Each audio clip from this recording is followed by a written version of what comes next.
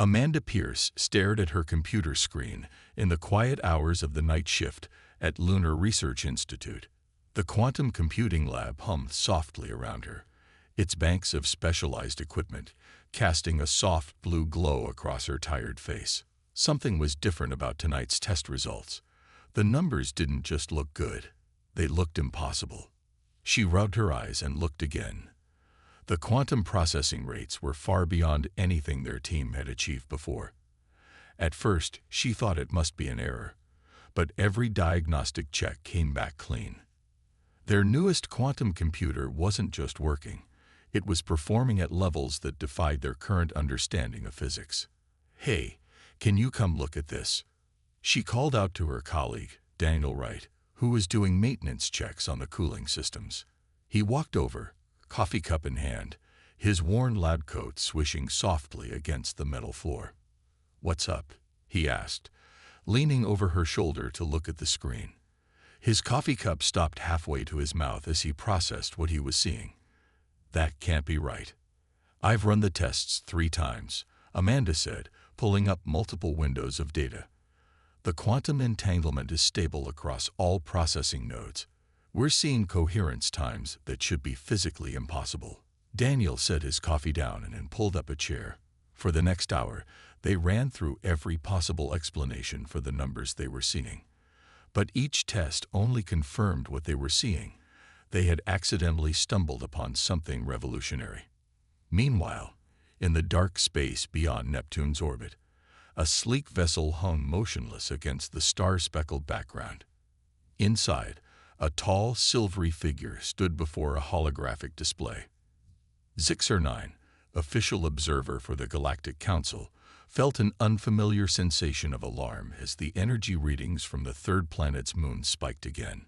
The Council had been watching Earth for decades, monitoring their technological progress with mild interest. Humans were classified as a Tier 3 civilization, clever enough to achieve spaceflight and basic quantum mechanics, but nowhere near advanced enough to be of real concern. Or so they had thought. Zixer-9's long fingers danced across the holographic controls, running the analysis again. The energy signature was unmistakable. Someone on Earth's moon was playing with quantum mechanics far beyond their approved technological tier. The observer's silvery skin rippled with concern as they composed an urgent message to the Council. Back on the moon, Amanda and Daniel had called in the rest of their team. By morning, the lab was buzzing with excitement. Their breakthrough wasn't just an improvement, it was a fundamental shift in quantum computing capability. "Look at these processing speeds," Amanda explained to the gathered group, pointing to a graph on the main screen. "We're not just talking about a small improvement. This is like comparing a stone axe to a laser cutter." The team's excitement was interrupted by a call from Earth. Gregory Newman, humanity's representative to the Galactic Council, appeared on the main screen. His face was unusually serious. "Dr. Pierce, we need to talk about your recent tests," he said without preamble. "We're picking up some unusual attention from our friends in the Council." Amanda felt her stomach drop. Everyone knew about the Council's technology restrictions, but they had seemed so far away, so theoretical. The rules were simple. Developing civilizations were expected to advance at an approved pace, following predetermined technological tiers. Breaking those rules meant consequences. "What kind of attention?" she asked, trying to keep her voice steady. "We've detected a Council observation vessel beyond Neptune," Gregory replied. "They're scanning the moon with more interest than we've seen in years. Whatever you've done, it's gotten their attention." Daniel stepped forward. "We can't just stop this research," he said firmly. "Do you understand what we've achieved here? This isn't just another incremental advance. This changes everything." Gregory's expression softened slightly. "I understand. The Council takes their development tiers very seriously. They believe unrestricted technological advancement leads to chaos. Or maybe they just want to keep everyone else from catching up to them," Amanda said quietly. The room fell silent as everyone considered the implications of her words. The next few hours were a blur of activity. Amanda and her team worked frantically to document everything about their breakthrough, while also trying to mask their energy signatures from Council observers. They knew it was probably too late, but they had to try. In space, Zixar-9's message had reached the Council. The great circular chamber of the Council Hall on Centauri Prime erupted in debate. The human situation demanded immediate attention.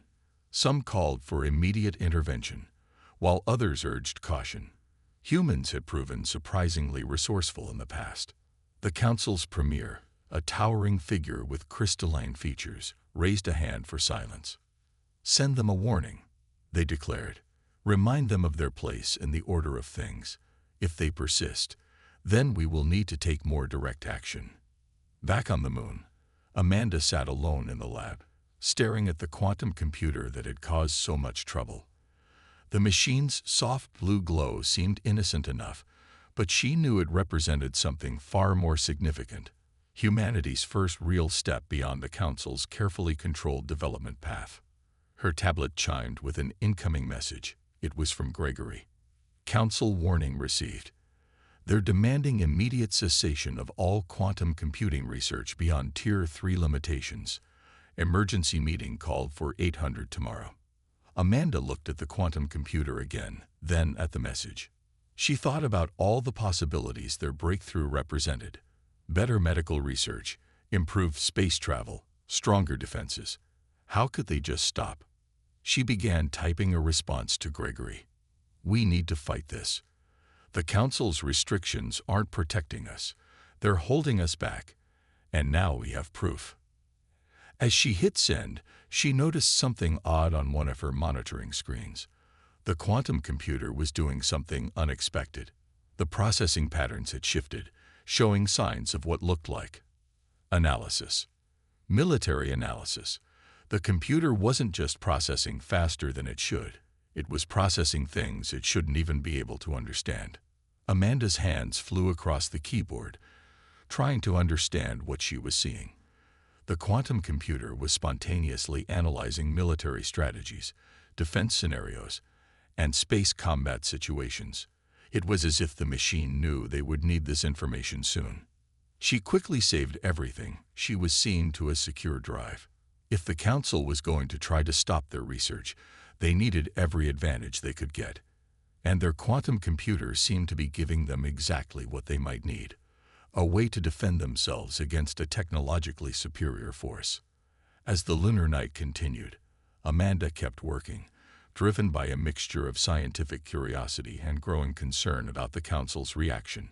She knew that by morning, everything would change. Humanity's relationship with the Galactic Council would never be the same. But as she looked at the incredible data flowing across her screen, she couldn't bring herself to regret their discovery. The quantum computer hummed quietly in the background, continuing its unprecedented analysis of space warfare scenarios, as if preparing for the conflict that was surely coming. Outside the lab's windows, Earth hung bright and blue in the black sky, unknowing that its fate might depend on what happened in this small lunar laboratory in the next few days. As Amanda prepared to face whatever tomorrow would bring, she couldn't help but smile slightly. The Council thought they could keep humanity in a neat, controlled box. They were about to learn just how wrong they were. The morning after Amanda's discovery, Gregory Newman stood before his bathroom mirror, adjusting his tie for the 5th time. In 3 hours, he would face the Galactic Council via hologram. His hand shook slightly as he thought about what he would say to them. His phone buzzed. Commander Peter Martinez was calling from the Luna Defense Station. Gregory answered immediately. "You need to see this," Peter said without greeting. "Our defense grid just picked up 3 more Council ships entering the solar system." Gregory's stomach tightened. "Where are they positioned?" "Just past Mars orbit. They're not hiding either. They want us to see them."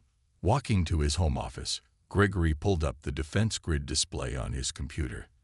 The Council ships showed up as bright dots against the black of space. They were arranged in a triangle formation, a traditional Council warning pattern.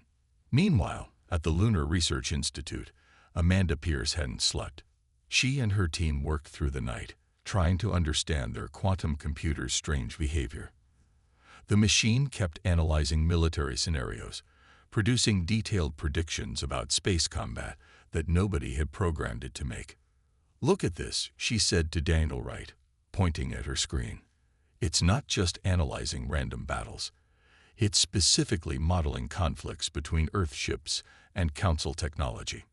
Daniel leaned closer, his eyes wide. "How is it even getting this information about Council ships?" "I don't know," Amanda admitted. "But every simulation shows the same thing. If we use the quantum computer's predictions, we can hold our own against their technology." Their discussion was interrupted by a facility-wide announcement. All senior staff were to report to the main conference room immediately. In the conference room, Gregory Newman's hologram stood at the front, looking grim. "The Council has issued their formal warning," he began. "They're demanding we shut down all quantum computing research immediately. They've given us 48 hours to comply." "Or what?" someone asked. "Or they'll shut it down for us," Gregory replied quietly. The room erupted in angry voices. Amanda stood up. "We can't just give up. This computer isn't just a scientific breakthrough. It's giving us a way to defend ourselves." Gregory's hologram turned to face her. "Dr. Pierce, I understand your position, but we're talking about going up against the entire Galactic Council. Their technology is centuries ahead of ours." "Maybe not as far ahead as they want us to think," Daniel joined in. "Our quantum computer has been analyzing their capabilities. The gap isn't as wide as they've led us to believe." Before Gregory could respond, Commander Martinez's voice came over the emergency channel. "Multiple energy signatures detected. Council ships are powering up their scanning arrays. On Earth's defense grid, red warning lights began flashing. The Council ships have begun a deep scan of all human military installations."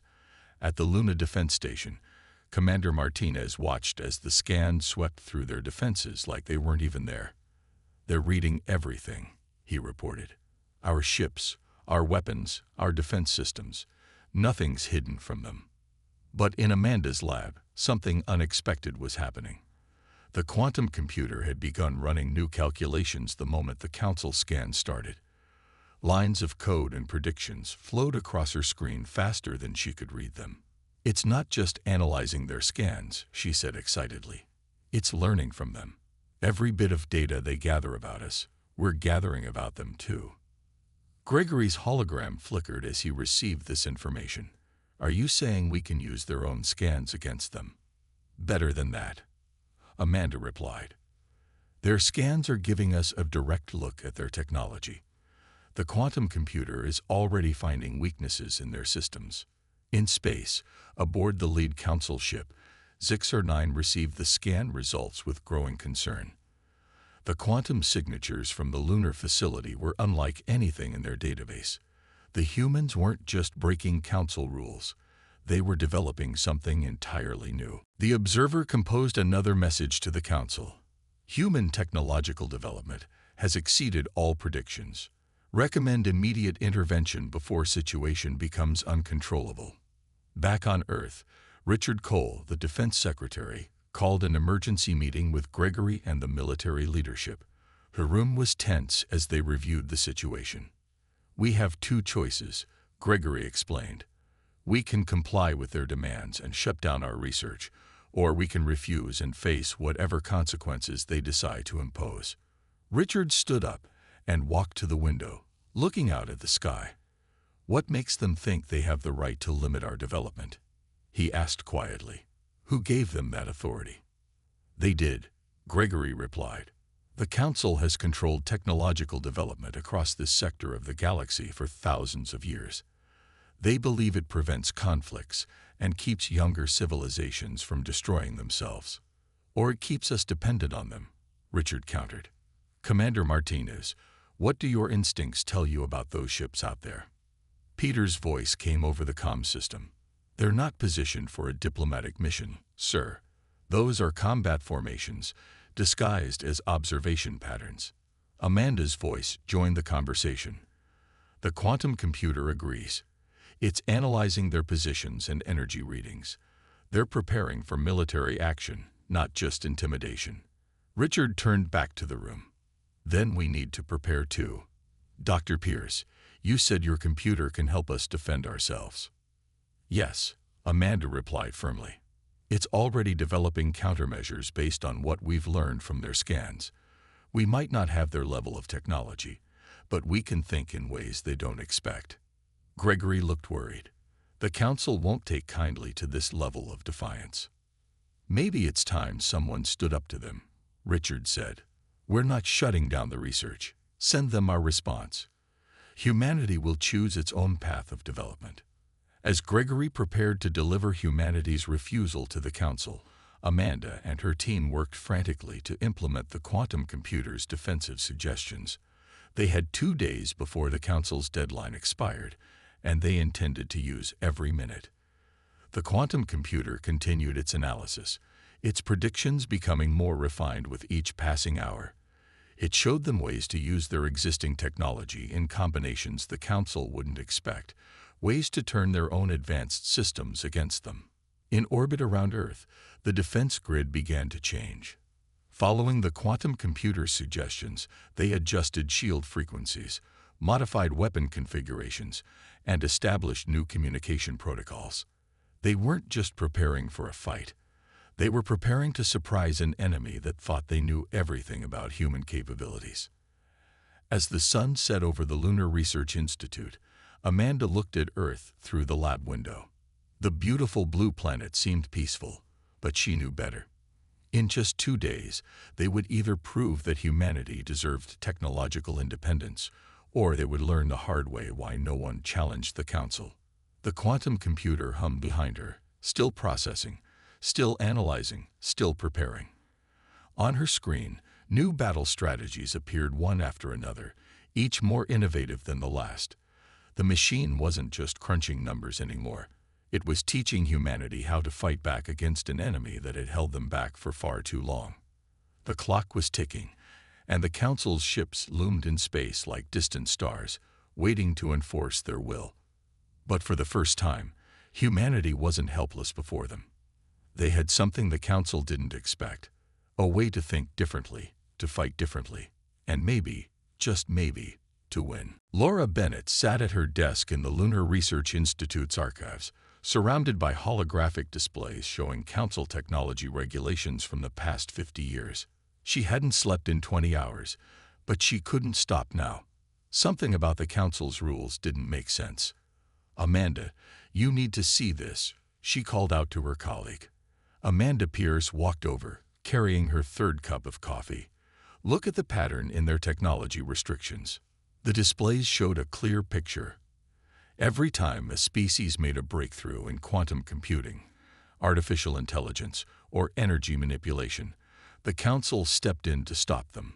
The restrictions always came with the same explanation: to prevent chaos and protect developing civilizations. But that's not the real reason, Laura said, pulling up more documents. They're not protecting us. They're protecting themselves. Every restricted technology is something that could help younger civilizations catch up to them. Amanda stared at the evidence. They're keeping everyone else dependent on them.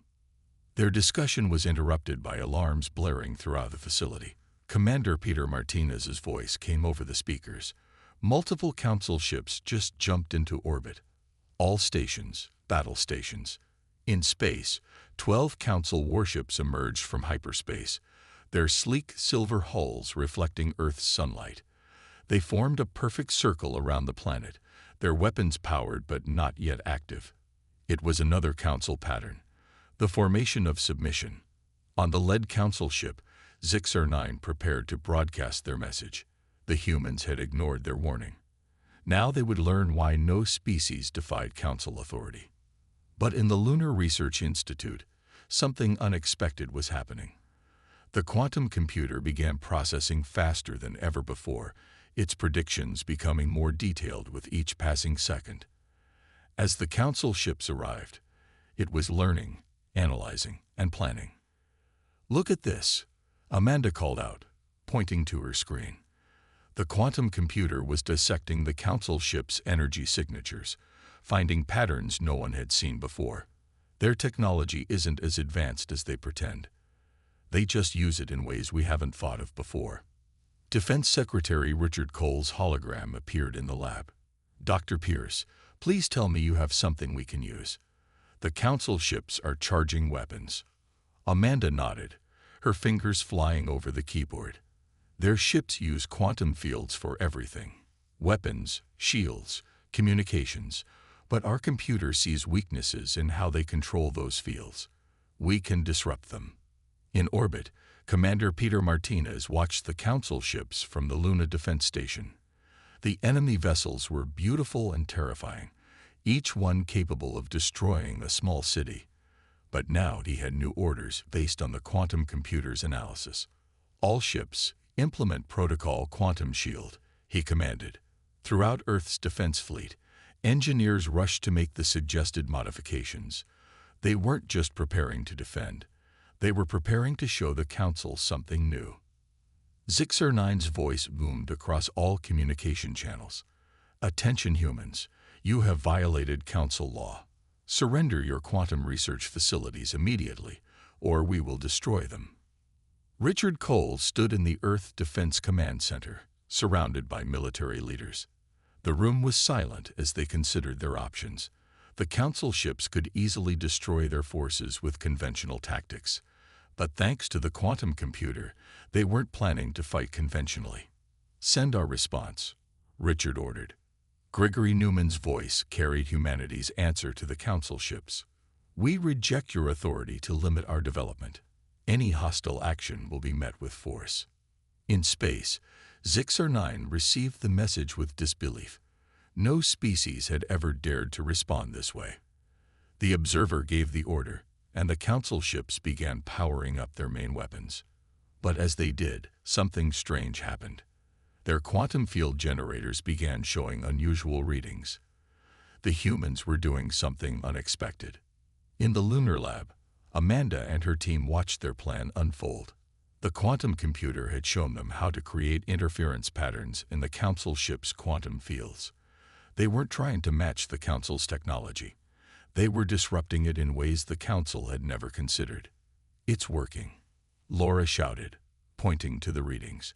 The Council ships' weapon systems were fluctuating, their perfect formation beginning to waver. Commander Martinez's voice came over the comm. All ships, commence Operation Quantum Strike. Earth's defense fleet began moving in patterns predicted by the quantum computer. They weren't just firing weapons, they were creating complex quantum interference patterns that played havoc with Council technology. Each human ship moved precisely, their combined actions forming a web of disruption that the Council ships couldn't handle. On the Council flagship, Zixer-9 watched in growing alarm as system after system began to malfunction. The humans weren't fighting back with superior technology. They were using inferior technology in ways that the Council had never imagined possible. How are they doing this?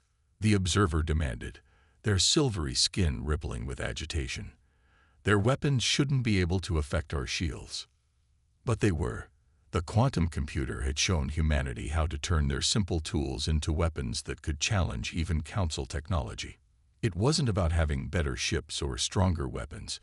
It was about using what they had more cleverly. In the lunar lab, Amanda watched the battle unfolding on her screens. The quantum computer continued to analyze and adapt, feeding new strategies to the defense fleet. Each time the Council ships tried to adapt, the computer predicted their changes and developed countermeasures before they could act. They never expected this, Laura said quietly. They thought keeping us from developing better technology would keep us weak. They never considered we might learn to use simple technology in better ways. The Council ships began to retreat, their perfect formation broken. Their weapons were useless, their shields compromised by quantum interference patterns they had never encountered before.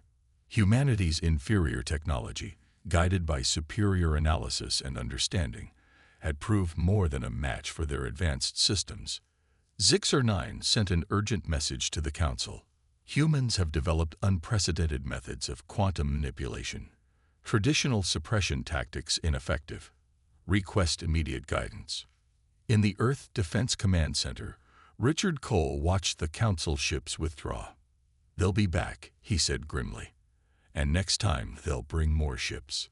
"Let them come," Amanda replied through the comm. "The quantum computer learns from every encounter. Next time, we'll be even better prepared." As the council ships disappeared into hyperspace, Laura turned to Amanda. "You know what this means, right? We've just shown everyone in the galaxy that the council isn't invincible. Other species will hear about this." Amanda nodded. The quantum computer screen still flickered with battle analysis, preparing for the bigger conflict they all knew was coming. Humanity hadn't just defended itself. They had challenged the entire foundation of the Council's power. The next few days would be crucial. The Council would have to decide how to respond to a species that had not only defied them, but had done so by turning their own rules against them. Humanity had proven that true advancement wasn't just about having better technology. It was about having better ideas about how to use it. As night fell over the lunar surface, the quantum computer continued its work, preparing for the battles to come. In orbit, Earth's defense fleet resumed their patrols, ready for whatever the Council might do next.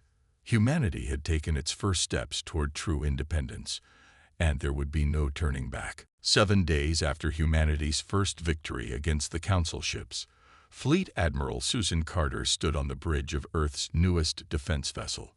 The ship, built according to the quantum computer specifications, looked simple from the outside, but inside, it was anything but ordinary. "Status report," she called out to her crew. The bridge hummed with activity as officers monitored their stations. They all knew what was coming. "Multiple hyperspace signatures detected," her sensor officer announced. "Much bigger than last time, reading at least 50 Council ships." Susan took a deep breath. They had been preparing for this all week. The quantum computer had predicted the Council wouldn't take their defeat lightly. Now they were about to find out if their preparations were enough. At the Lunar Research Institute, Amanda Pierce and her team worked frantically at their stations. The quantum computer screens filled with new data as the Council fleet arrived. "They'd brought their heavy ships this time," Laura Bennett said, pointing to the readings. "Those are planet crackers, ships designed to destroy whole worlds." Amanda nodded grimly. "They're not here to warn us anymore. They're here to end this." In space, the Council fleet emerged from hyperspace in a massive formation. Their ships filled Earth's sky like new stars, their weapons already charging. At their center was a massive vessel unlike anything humans had seen before, the personal flagship of the Council Premier. Commander Christopher Hayes watched from his control station on Luna as the Council ships took position. But he wasn't afraid. The quantum computer had shown them exactly how to fight this battle. "All ships, implement Formation Delta," he ordered. Earth's defense fleet began moving into position, spreading out in a pattern that looked random to outside observers. But there was nothing random about it. On the Council Premier's flagship, Zixer 9 stood beside the Premier themselves, watching the human ships move.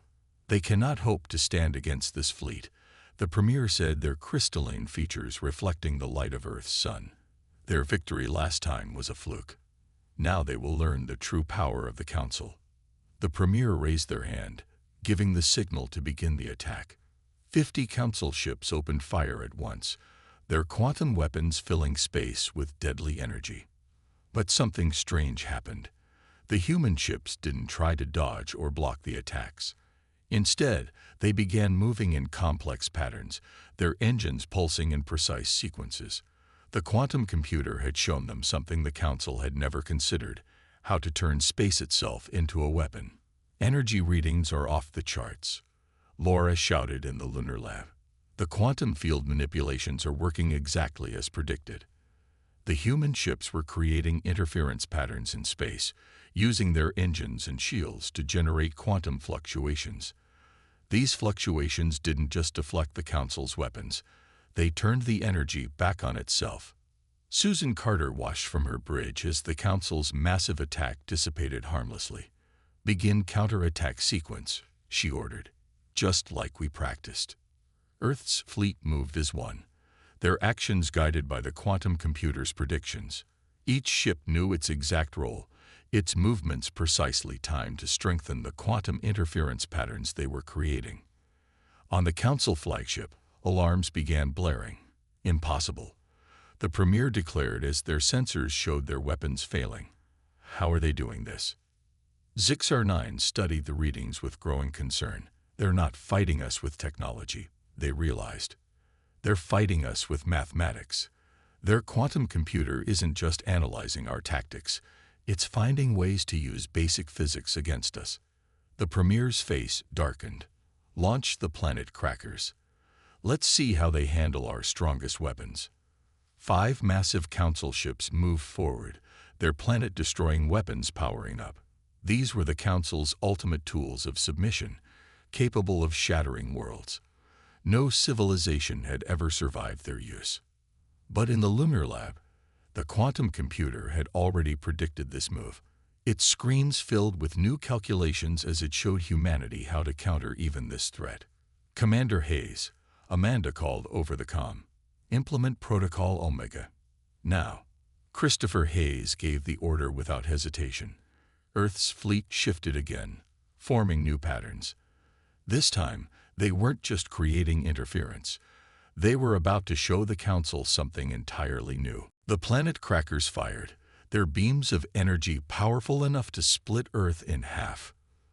But as the beams approached, the human fleet's movements reached perfect synchronization. The quantum interference patterns they had created suddenly amplified, turning the very fabric of space into a lens. The planet cracker beams hit the quantum lens and bent. Instead of destroying Earth, they curved back toward the Council fleet, their energy scattered and split into thousands of smaller beams.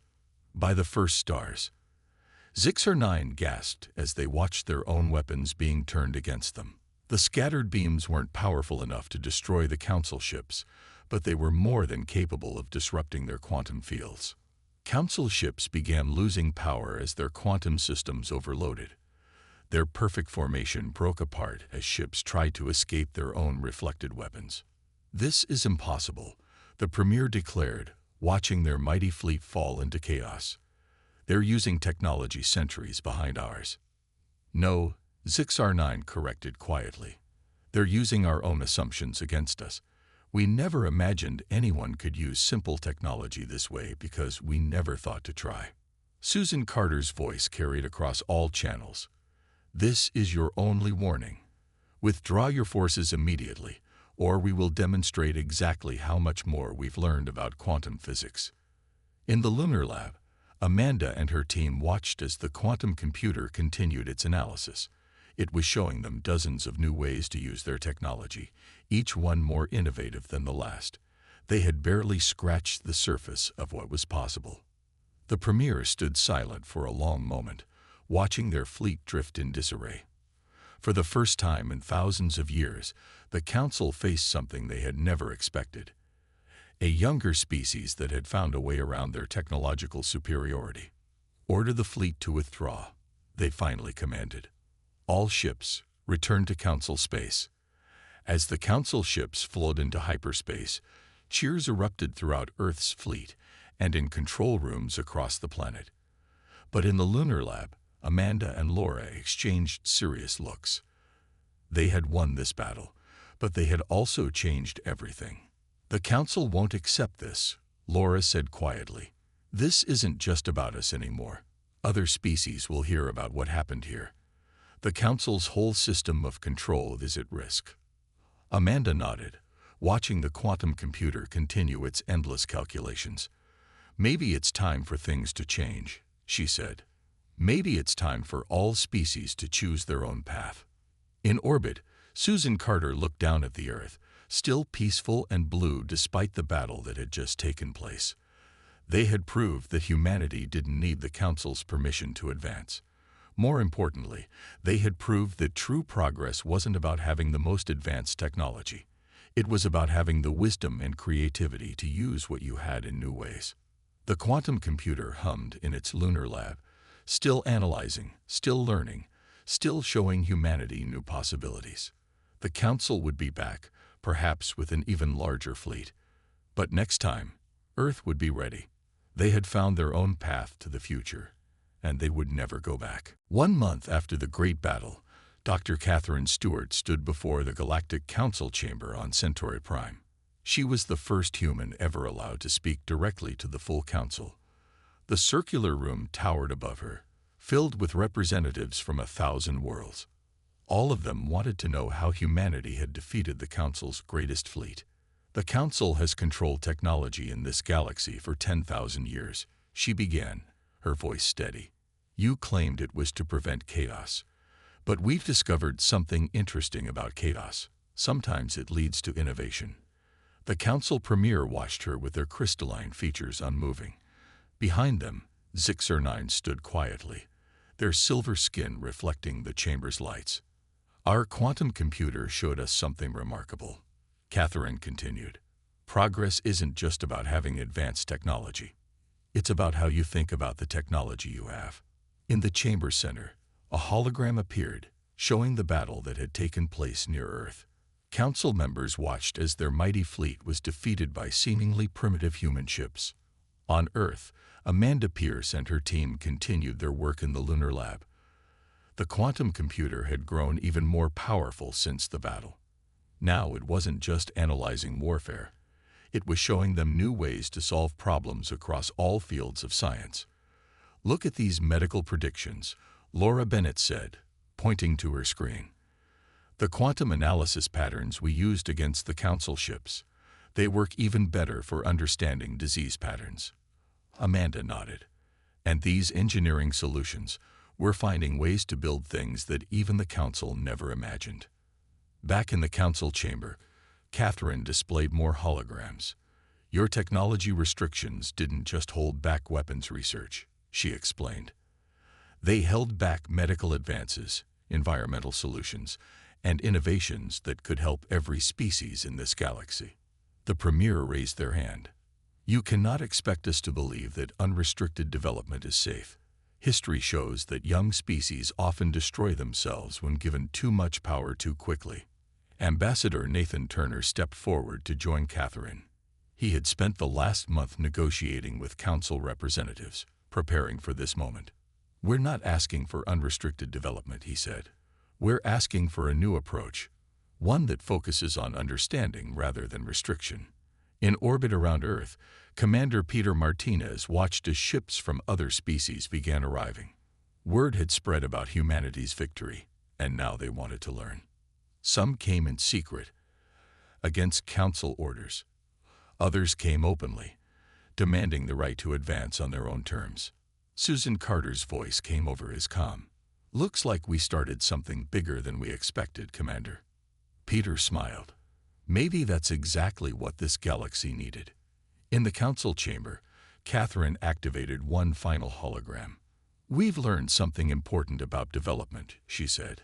When you try to control how people think, you limit what they can imagine. But imagination, not technology, is what drives progress. The Premier studied the data flowing through the hologram. It showed how humans had used simple technology in ways the Council had never considered. More importantly, it showed how those same principles could be applied to solving problems that had plagued the galaxy for centuries. What exactly are you proposing? They asked. Nathan stepped forward again. A new system. Instead of restricting technology, we create a framework for responsible development. Species share their innovations, learn from each other, and advance together. And if we refuse, one Council member called out. Then more species will do what we did, Catherine replied simply. They'll find their own ways around your restrictions. You can't control innovation. You can only guide it. In the lunar lab, Amanda watched the Council session through a quantum-enhanced transmission. The computer beside her continued its work, showing ever more possibilities for the future. They're afraid, Laura observed, watching the Council members' reactions. They should be, Amanda replied. We're not just challenging their rules, we're challenging their whole way of thinking. The Premier stood, their crystalline form catching the light. You understand what you're asking.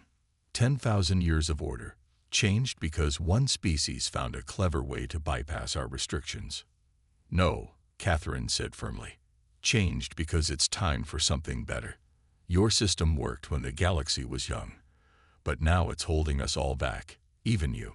She gestured to the hologram, which now showed medical breakthroughs, environmental solutions, and engineering innovations that even the Council hadn't achieved, all discovered by looking at old technology in new ways.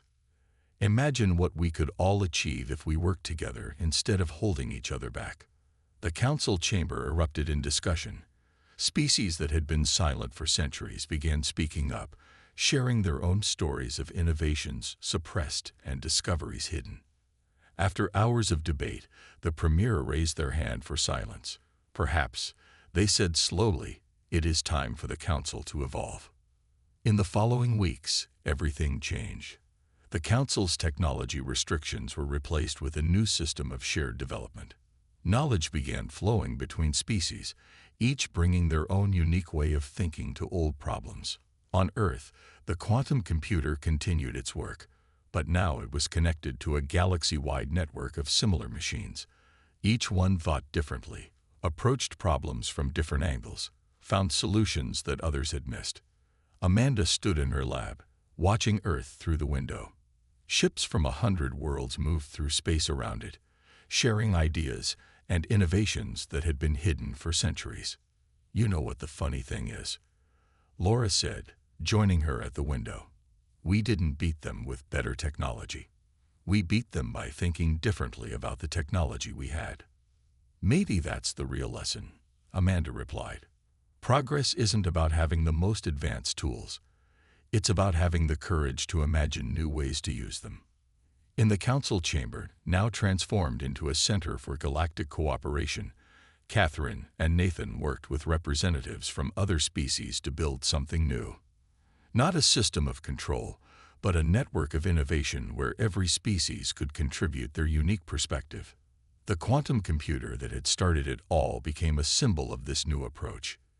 It showed that true advancement came not from restricting knowledge, but from sharing it, from looking at old problems in new ways, from daring to imagine something better. As ships from across the galaxy gathered around Earth, carrying scientists and innovators eager to share their ideas, Amanda thought about how it all started. One discovery, one moment of seeing things differently, had changed everything. The Council's old order was gone, replaced by something more dynamic, more alive. Species that had been held back for centuries were finally free to develop in their own ways, guided but not controlled, sharing their discoveries instead of hiding them. And somewhere in the vast networks of quantum computers now spanning the galaxy, new ideas were forming, new possibilities emerging, as countless minds looked at the universe in ways no one had ever imagined before. The future was no longer restricted. It was open to anyone who dared to think differently about what was possible.